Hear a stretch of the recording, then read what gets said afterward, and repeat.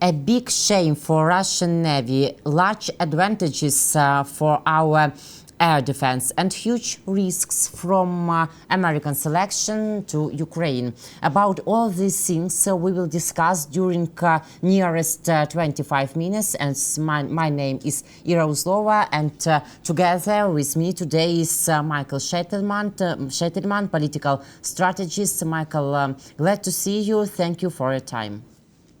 Thank you, Iryna. So it happened.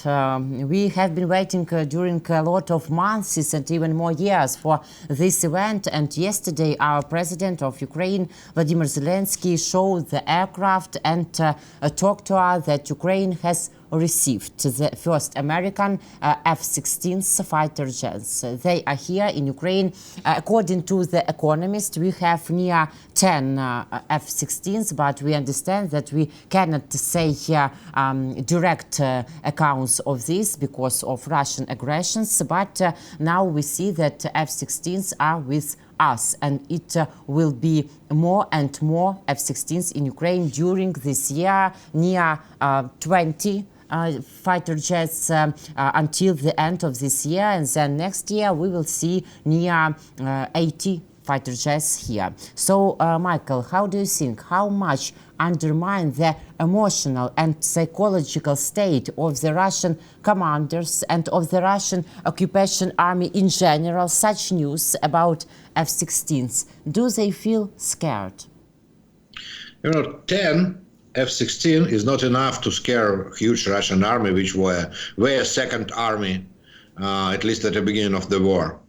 Because almost nobody from Russian soldiers will personally meet F-16.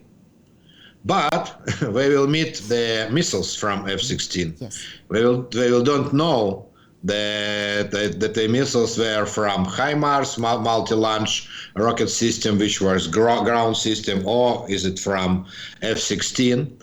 But what is good for us now, it is very practical, it is not emotional, it is very practical. Because Russia now has one of Russia's strategy is to destroy our infrastructure. First of all, energetic infrastructure. And F-16, they started working last week, not just from yesterday, but last week. And F-16 is a multi-role fighter aircraft. So they also can not only bomb Russian position, but they can also fall down Russian rockets and Russian drones. And that they did last week, when they fall down 89 drones out of 89. It was the first huge Russian attack of 89 drones, and all 89 drones were fall down. And Russians probably stopped the missile attack. When they saw that we use F-16, they stopped the missile attack from Caspian Sea. Yes, from 295, they go away. Yeah, exactly. They go away without launching missiles. Because they saw that it is useless, it is senseless, to launch missiles in this situation, because every Russian cruise missile costs something like $10 million, and you shoot something like 20 missile with total cost of $200 million, but 10 F-16, they can fall down each of these missiles. So it was a huge success, the first success of this kind in the sky of Ukraine. So that is great news. Emotionally, 10 F-16 is not enough, but 80 F-16, which were promised us in next year, at least we know that Denmark and Holland, they promised us 42 or something like that, plus Norway 20 F-16, and plus Belgium something like 12, and some Americans. We don't know exact numbers, but in our security agreement with United States, which was signed last May, so they saw that certainly United States will bring us F-16. So it will be large fleet of F-16. Our main problem now is pilots. As far as I know, the problem is not F-16 itself, but pilots. We don't have enough. And technical personnel and their language, because for F-16s they need to know specific English version of language to keep in order this fighter jets and make it more useful. So No, but we found the decision for that, solution for that from technical personnel, because in last speeches, also Biden or somebody from official representative of Pentagon, they said that technical personnel will work in Poland, in Romania, and it will be a NATO technical personnel. So we don't need so much technical personnel. All last articles about this issue, they say that the most complicated issues with F-16 technical personnel will be NATO, not Ukrainian. So we will send just these fighter bombers to Romania or to Poland or to some other states, NATO states, for technical reasons. So we need mostly pilots, yeah. Okay, it will really cut time to prepare such technical personnel, so it will be good.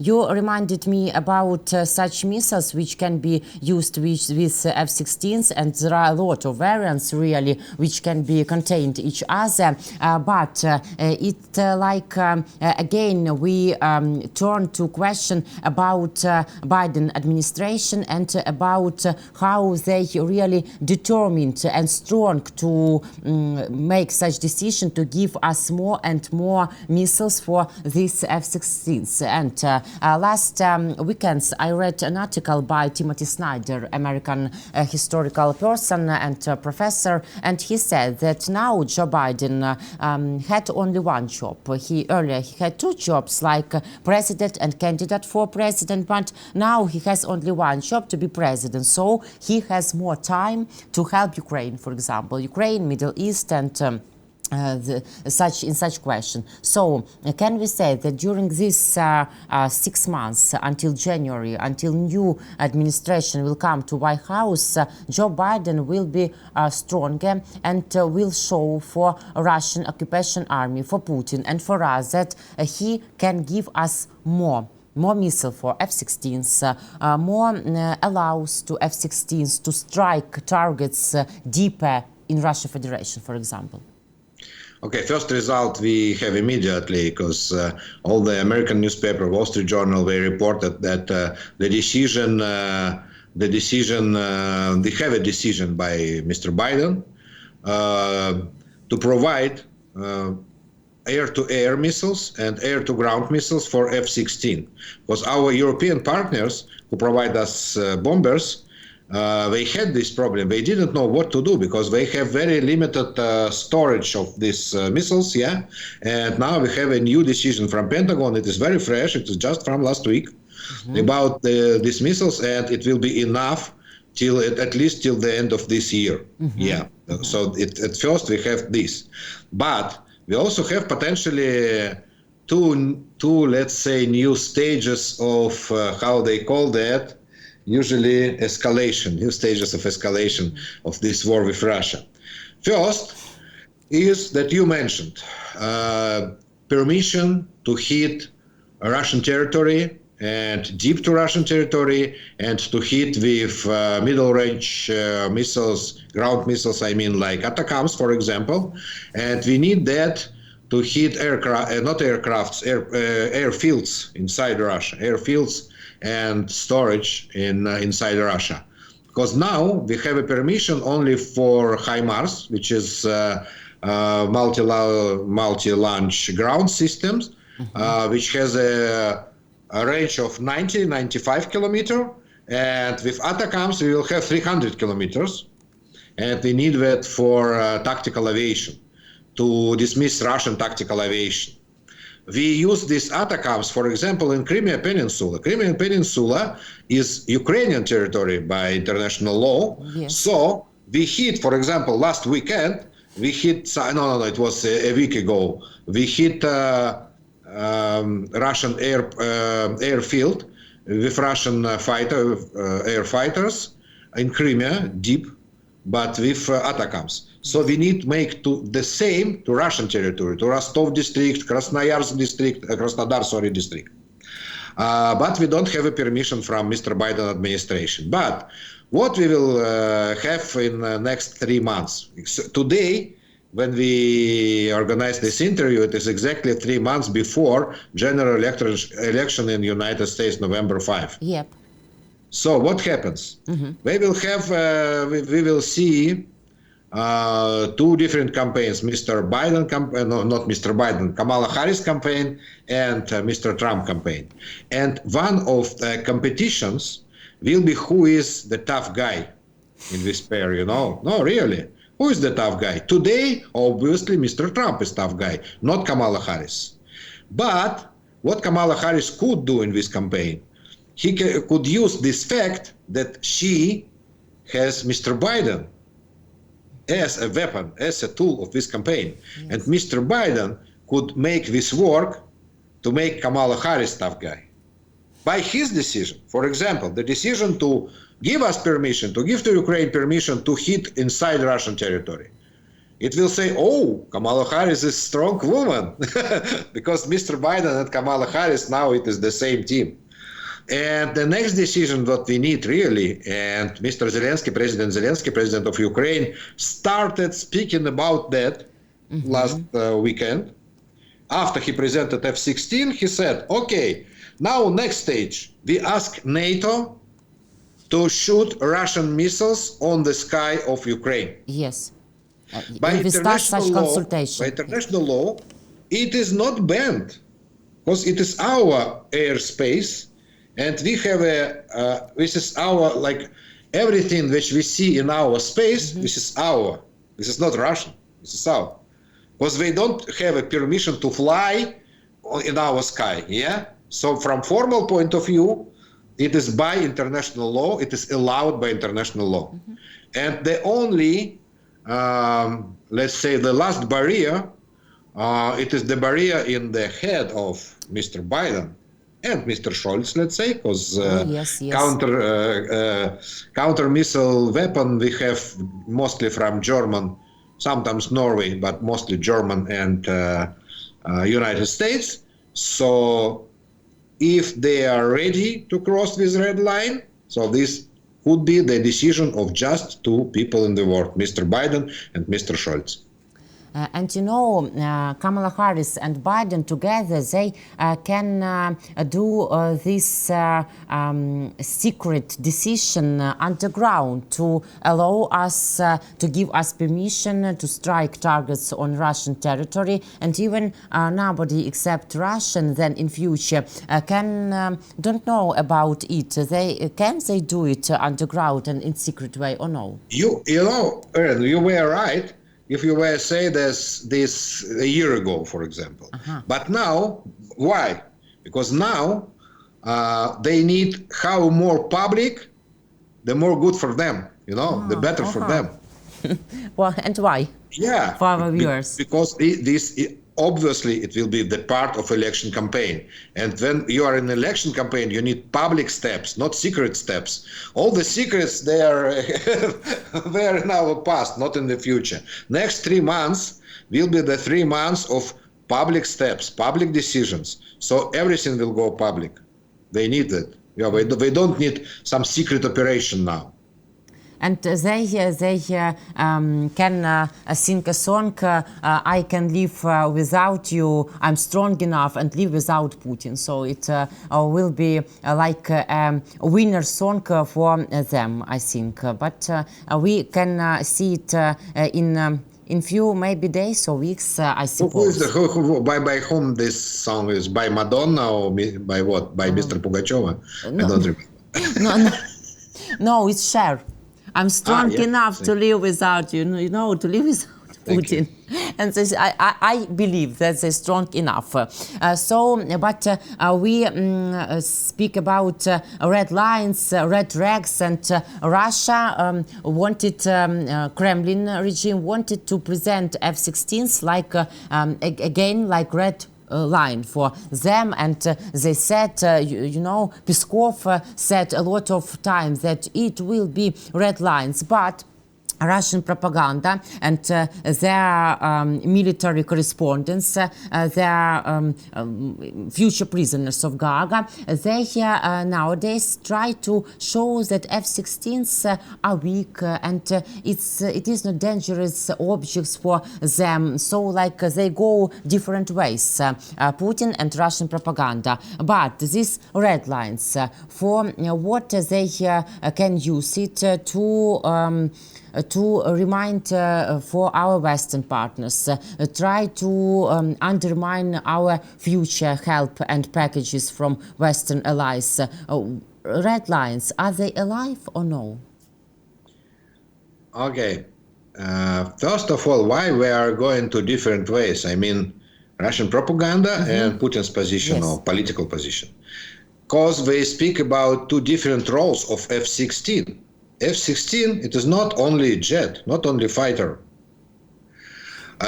From technical point of view, it is jet, fighter, 10 jets. Is it big enough? It is a big number? Not. This is not big number. So propaganda is right, really, at this stage. 10 jets is not enough for this huge war, for the biggest war in 21st century, for the biggest war in Europe after World War II. Yeah? So propaganda is right. But politically, F-16 is political tool, not only technical, not only war tool. What it means from political point of view, this F-16? F-16 is platform, is war platform. This is official platform of NATO. And when F-16 arrives, it doesn't mean that just 2 machines arrived or 10 machines arrived. It means that Ukraine were integrated, connected to NATO system of war, to NATO system of, let's say, managing war, yeah? And we are now technically, let's say, 80% integrated to NATO system after we received this F-16. Because when we receive, for example, tank is just separate machine, just one tool, yeah? You can use it here or here. You don't need a lot of data for this. You don't need a lot of connection for this tank. But this F-16, it doesn't work itself. It's connected by radio waves with, for example, with all the I don't know, the huge planes, you know, huge American planes. I don't remember these names, with radar, with huge radars, yeah? Like station special for it. Special stations with radar for it. Yeah, exactly. So it also connected to this. And it is also connected to databases. And so this is just one integrated part. And from now, our engineers, our pilots, they are also part of this system. So we are now huge part of NATO army. And you can't disintegrate that. Yeah. So when Mr. Putin started this war, so he had a number of goals. One of goals was not to allow us to be part of NATO. Now, in fact, we are part of NATO. Because of this, only because of this F-16. With tanks, we were not part of NATO. But with F-16, yes. You just can't throw it out. Yeah. You cannot disintegrate it. You cannot cut us from this technology. We now a part of this technology. And it will grow and grow and grow. With each other F-16, we have more and more be integrated to this system. So politically, this is red line. Because in fact, we say, okay, from military point of view, we are NATO member. Yeah, we are not NATO member from formal point of view, for example, from anti-corruption point of view, yeah? But from military, yes. So it was very important for Mr. Putin's regime. But why this red line didn't stop Mr. Biden, or didn't stop Danish Prime Minister, or Norway Prime Minister, or Netherlands. Netherlands, yeah, Prime Minister. Because they know that after this red line stays only one threat. Only one. This is nuclear threat. Russia doesn't have any other threats. At the beginning of the war, it has a lot of red lines and a lot of threats, potential threats. Like, okay, if you supply to Ukraine artillery, for example, then we will start bombing Odessa, for example. Or we will cut the trade ways in the Black Sea, for example. Yeah. But now, Russians, they did everything. They did everything. They realized all the threats, all the potential threats. They destroyed cities in Ukraine, huge cities, yeah? They destroyed, for example, totally destroyed Bakhmut, which had 70,000 people population. Avdiivka. And they totally destroyed each building. Yes. And they destroyed more big Ukrainian cities. And they killed hundreds of thousands of people, hundreds of thousands, including civil population, I mean. These civilians. And they kidnapped tens of thousands of children, of Ukrainian children. They kidnapped. And this is official information. This is not rumors. This is official information because of this problem, because of this crime, we have the warrant order from International Criminal Court in Hague towards Mr. Putin and towards his team. So they did everything. Oh, they destroyed, last month, they destroyed the biggest children hospital in Europe. Ahmadiyed, Kiev Children's Hospital was the biggest children's hospital in Europe, and they destroyed that. And at the same day, they destroyed also maternity hospital in Kiev. At the same day. So what is the next they could do? They also mobilized 300,000 personnel, 300,000 civil people in Russia. We did a mobilization. It was also red line, mobilization. Yes. And they hired more than 500,000 by contracts, military contracts. And they paid $24,000 for contract to the army, for the volunteers. If you volunteer to Russian army, for example, now, you receive immediately $24,000, which is huge money for Russia. So they just did everything. So the next step is nuclear weapon. But nuclear weapon, it is the last step, obviously. If you use nuclear weapon, I mean Russia use nuclear weapon, so in 1 or 2 days, we will not see any Russia on the map or on the globe. Mm-hmm. And everybody knows that. I can't say that nuclear threat is not realistic. It is realistic, yeah. Could Putin use nuclear weapon? Yes. But not for F-16. Because of what? What steps will motivate him to it? When he will know that he lose his power. Everything. He lose his power in Russia. Inside Russia. Inside Russia, yeah. It is the only reason. Because to lose now they lost 500,000 people in this war. Could Putin afford to himself to lose some additional 2 million or 5 million? Yes. Yes, there's no problem. 10 million. They lost half of their budget. Could they lose more? Yes, no problem. They lost their navy. Their biggest company, Gazprom, which now has a no profit, absolutely no profit, and loses money each year, each month. Each half a year.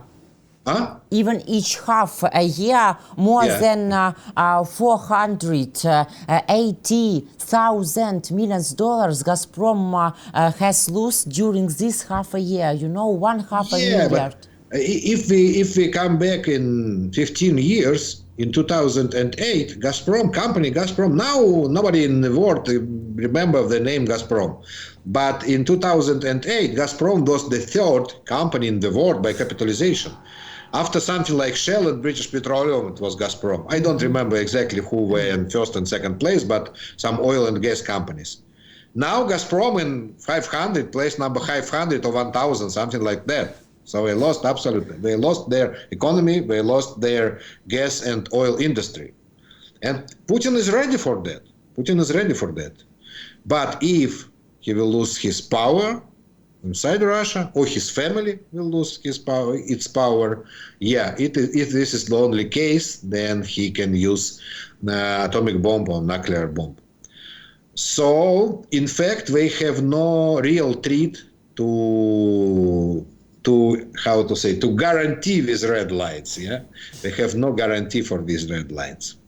And it's difficult to believe, no, it's easy to believe that Putin again and again plays against himself.